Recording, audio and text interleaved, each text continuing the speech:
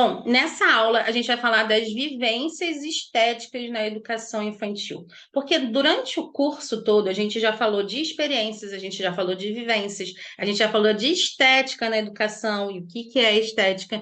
Então a gente foi criando camadas de conhecimento. Quando a gente chega aqui nesse ponto, a gente realmente saber que são vivências estéticas na educação infantil ou expressões estéticas, porque a gente pode chamar de expressões estéticas na educação infantil, né? Porque ó, nesse curso a gente está falando de estética, mas a gente está entrelaçando na nossa área, né? O que é mais difícil a gente ver em conteúdos acadêmicos é falar exatamente de estética na educação infantil. A gente tem livros que falam de tempos, de ambientes, de arte, e a gente vai usar também uma analogia mais para frente de arte, mas não tem só sobre estética na educação infantil. Então, a gente está construindo esse conhecimento juntos. Mas, como sempre, quando a gente vai falar de vivências, a gente tem que trazer conceitos, porque eu sempre trago conceitos para vocês de todos os assuntos deixa eu só botar aqui, ó. Todos os assuntos que a gente veio falando, tá? Então, o que que são vivências estéticas? São oportunidades de ter experiências que despertam os sentidos e as emoções. E a gente já diferenciou experiências de vivências, mas a gente vai pincelar mais para frente no próximo slide, tá? E essas vivências estéticas, elas proporcionam tanto para as crianças como para nós, professores. Aí eu coloquei, então, que proporciona para os humanos explorar e experimentar sensações e significados através da interação com a arte, com a natureza, com a cultura e várias outras manifestações criativas. É muito comum a gente ver estética interligado à arte.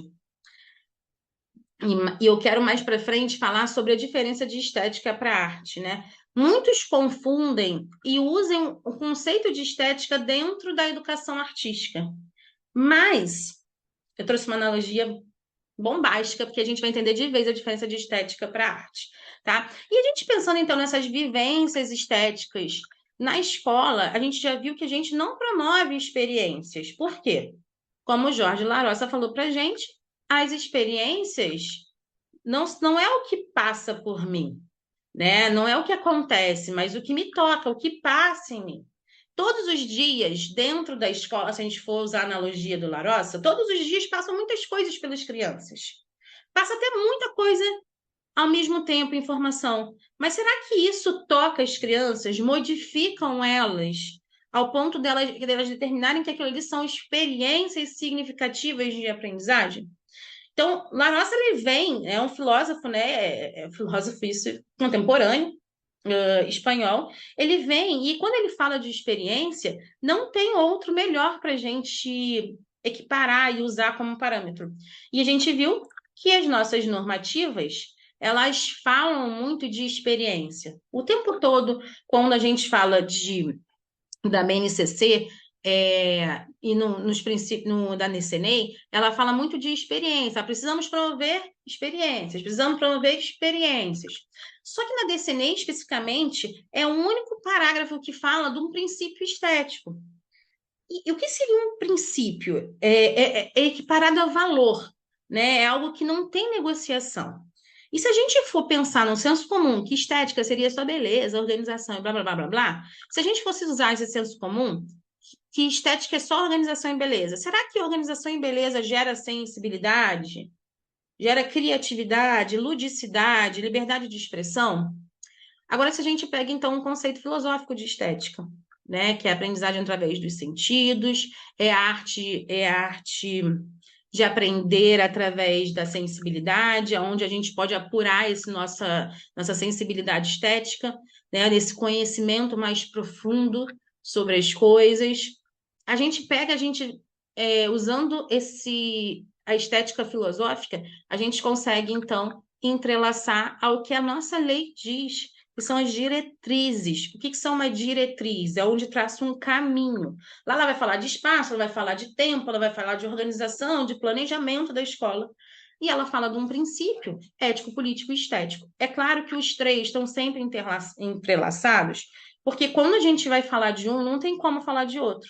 Diferente do que a gente fazia antigamente, né? Fazia, porque espero que a partir de agora a gente não faça mais, que era fragmentar as crianças. A gente, claro, que foca na estética, mas a gente não pode esquecer que a ética e o princípio político eles estão entrelaçados, tá? A gente foca na estética por quê? Porque é um assunto pouco falado. Então, quando a gente pensa em princípio estético, a gente está pensando num princípio que vai gerar conexão para a sensibilidade, que vai gerar conexão para a criatividade, para a ludicidade e a liberdade de expressão. Mas se a gente pegasse, por exemplo, a arte, né, e fosse definir arte, a gente poderia colocar a arte aqui na sensibilidade, na criatividade, na ludicidade. Vamos fazer a arte. A gente consegue botar nesses 4 parâmetros. E por que é estética e não arte?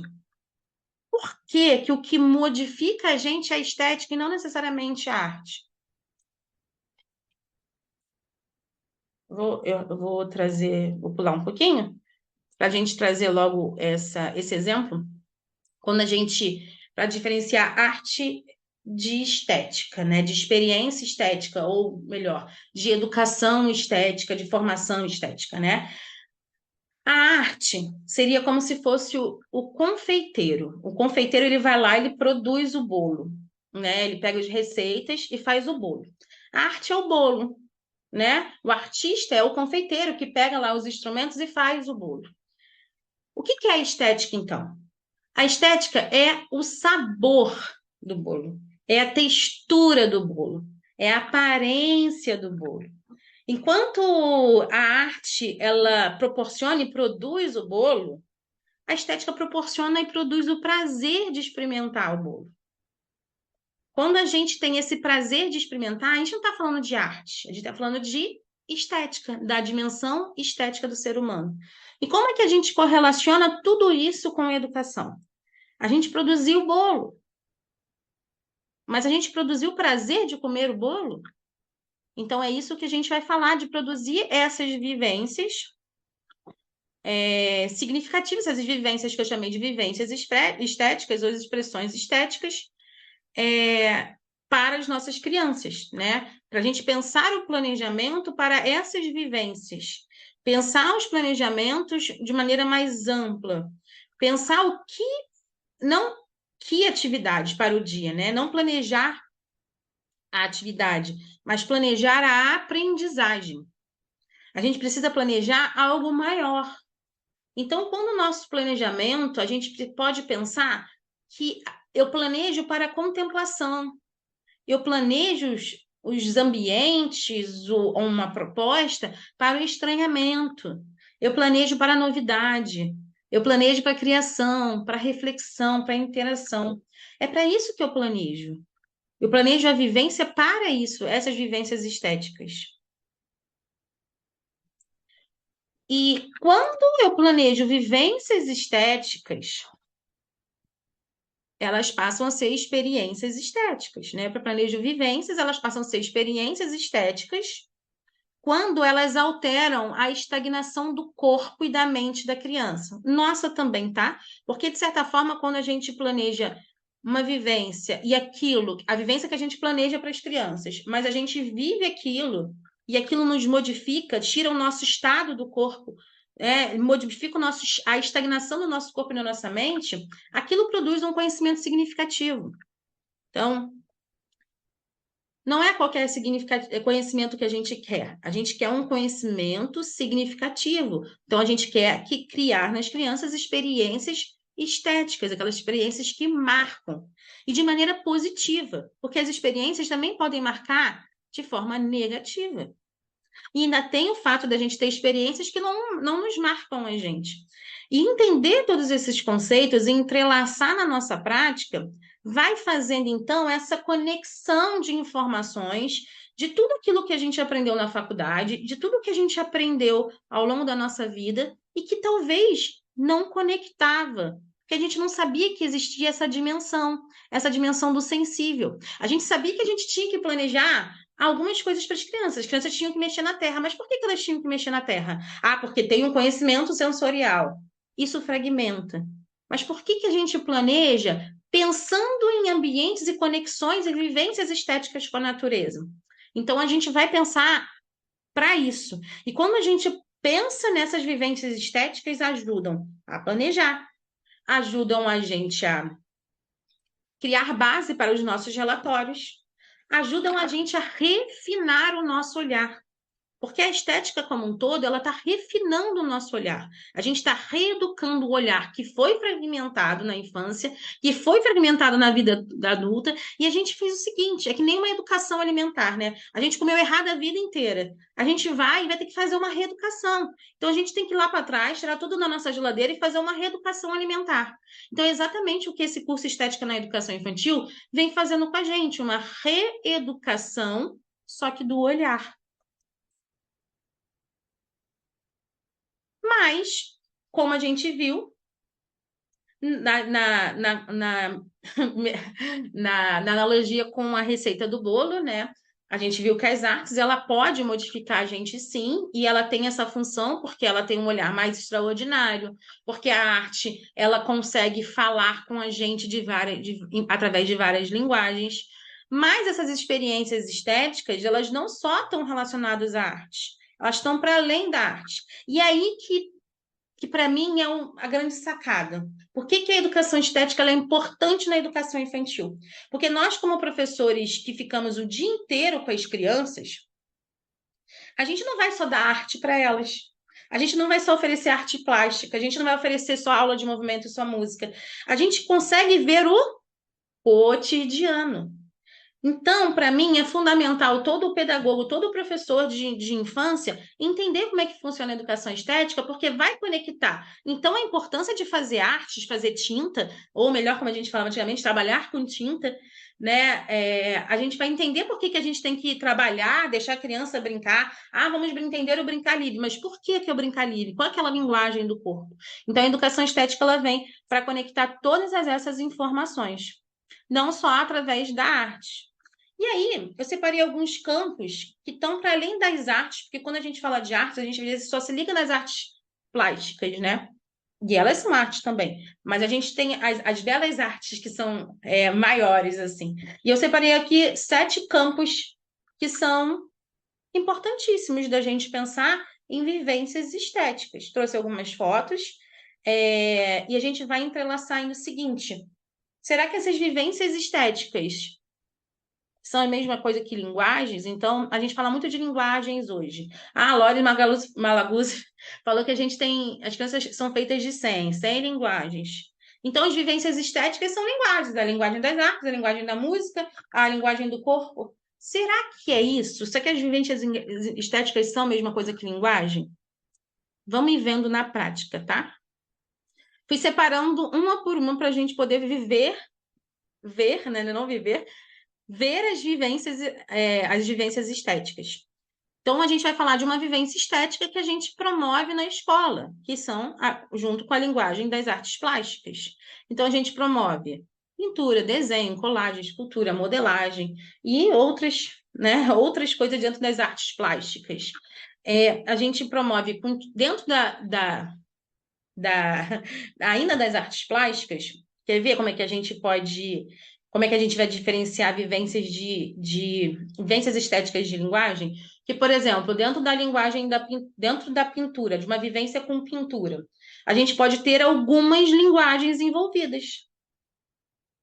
Aqui, nessa da direita, a gente tem a linguagem, né, a linguagem gráfica, temos a linguagem da comida, temos a linguagem oral. Se tiver uma música aqui, nós temos uma linguagem musical. Então, uma vivência estética, ela é maior do que somente uma linguagem. Mas as vivências estéticas têm diversas linguagens. Então, a gente não pode confundir. Eu acho que é para além de só não confundir, eu acho que o objetivo dessa aula é a gente entender quais são os campos de vivências estéticas que a gente pode promover na escola. Eu acho que eu dividi mais, mas isso tudo acontece dentro do nosso cotidiano, né? Quando a gente planeja, a gente não vai planejar assim, vou fazer uma vivência estética. A gente pode planejar, vamos fazer a linguagem gráfica, mas a linguagem gráfica eu vou falar o quê? Quais são as informações? Como é que eu estou convidando elas a interagirem? Como eu estou incentivando a ludicidade, a sensibilidade. Então, a gente pode falar que, ó, nós temos aqui no lado esquerdo a linguagem da argila, e aí tantas outras linguagens que podem ser entrelaçadas. Linguagens que a gente pode até não ter ela nomeada logo de cara, mas a gente pode ir construindo a linguagem, porque quando ele fala que é uma coisa que Lores fala que é feita de 100, que é uma metáfora, então pode até ter muito mais que 100 ou menos que 100, né? Não existe uma conta certa, né? É mais para a gente olhar. Então a gente tem uma vivência estética através das artes plásticas. E dentro das artes plásticas, a linguagem gráfica, e a gente, da pintura, pintura com tinta natural, pintura com carvão, pintura com argila. Então, a gente pode ainda desfragmentando essas vivências estéticas. A segunda que eu separei era a vivência estética com a música dentro da escola. Então, a gente pode vivenciar ouvindo, cantando, tocando instrumentos, tocando instrumentos musicais, explorar ritmos com a palma da mão, fazer uma improvisação musical com um ambiente sonoro, com possibilidades, com rádio, com fone de ouvido, né? Músicas de várias línguas, de vários ritmos diferentes. Então, a gente tem a linguagem da música, mas com várias vivências estéticas diferentes. Até porque a gente pode misturar, por exemplo, fazer uma vivência estética com artes plásticas ouvindo música. Então, a gente pode ir conectando essas vivências. A terceira vivência estética que é muito marcante da escola, né, são as expressões corporais, que a gente fazia antigamente quando a gente fragmentava, fazíamos o quê? Os circuitos motores, psicomotores, porque a gente queria avaliar determinado movimento. Só que a criança, ela é movimento. Então, ela tem movimentos corporais em vários momentos da escola. Então, eu separei aqui em momentos livres, mas também em danças. Em danças livres, gente, coloca música para as crianças dançarem. Cirandas, sim, brincar de roda é importante, trabalha ritmo, trabalha equipe, né? Trabalha coreografia, se tiver que fazer alguma coreografia para alguma festa, ou nem pensando em coreografia de festa, em coreografia de músicas, né? Aquela soco-soco, bate-bate, soco-soco, vira-vira, ou eu usava muito o jipe do padre, fez um furo no pneu, cabeça, ombro, joelho, pé. Então, a gente tem coreografias que trabalham expressões corporais. Isso são vivências estéticas. Então, eu planejo vivências, né? Não com objetivos separados. Jogos, né? De expressão emocional, enfim, vários tipos de jogos aí.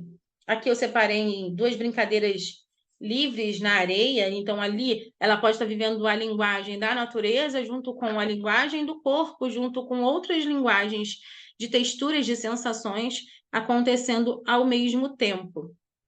E tinha uma outra coisa para falar aqui que nesse momento eu esqueci, mas se eu lembrar, eu volto nessa página. Temos também a expressão, essa vivência estética, as expressões estéticas da literatura, né? Não é só meus alunos, eu faço vivências de literatura, eu conto, eu pego um livro e conto para elas. Isso é um tipo de vivência. A leitura é um tipo de vivência, a contação é um tipo de vivência, a manipulação dos livros é um outro tipo de vivência. Contar estilos literários diferentes são tipos de vivência. Elas vão estar em contato com as artes, porque literatura também é arte.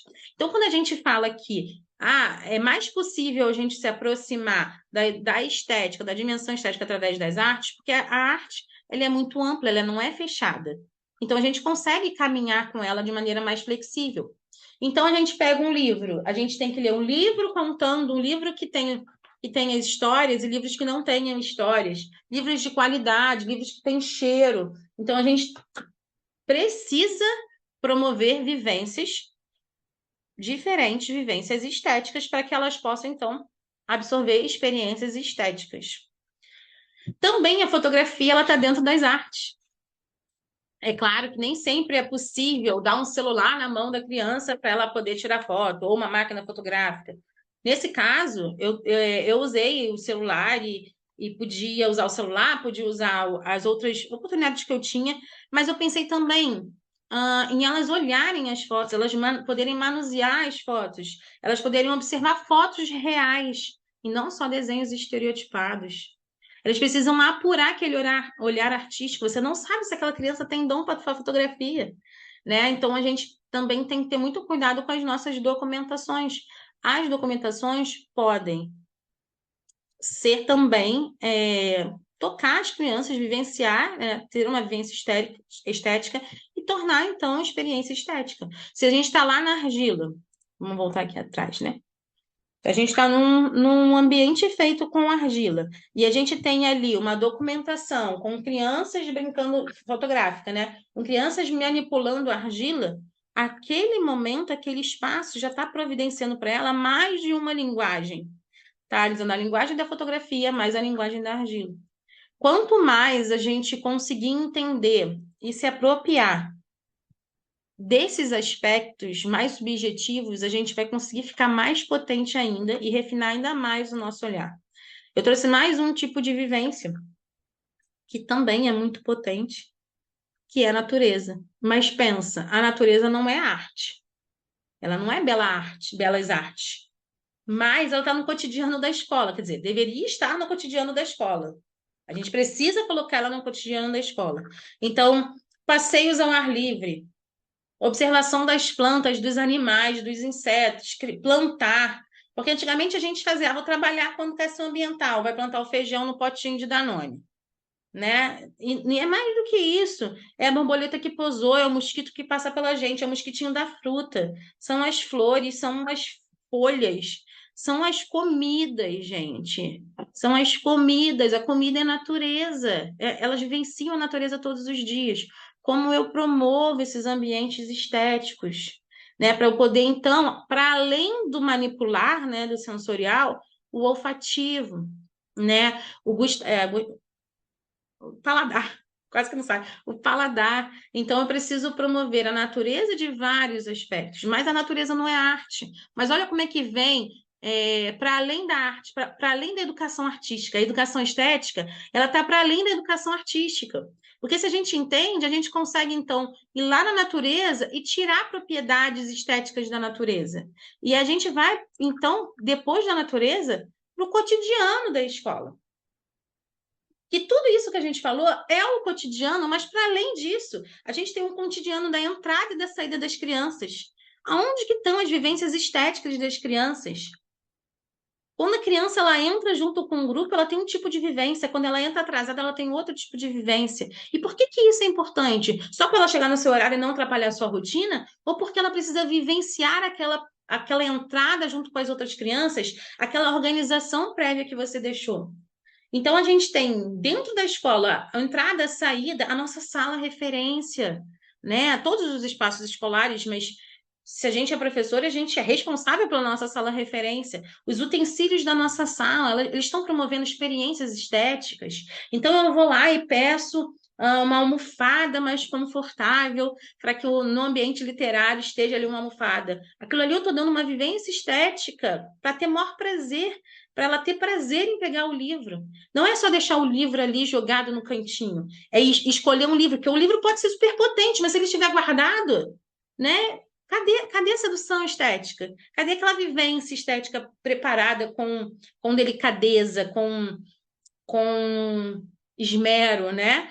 Cadê? Então, nós somos professores que a gente tem que olhar também para este cotidiano. E aí eu vou voltar. O cotidiano da escola é o currículo da educação infantil.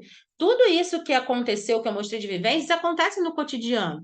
Uns mais, uns menos. Mas antigamente a gente focava que a atividade era, então, a parte mais importante da escola.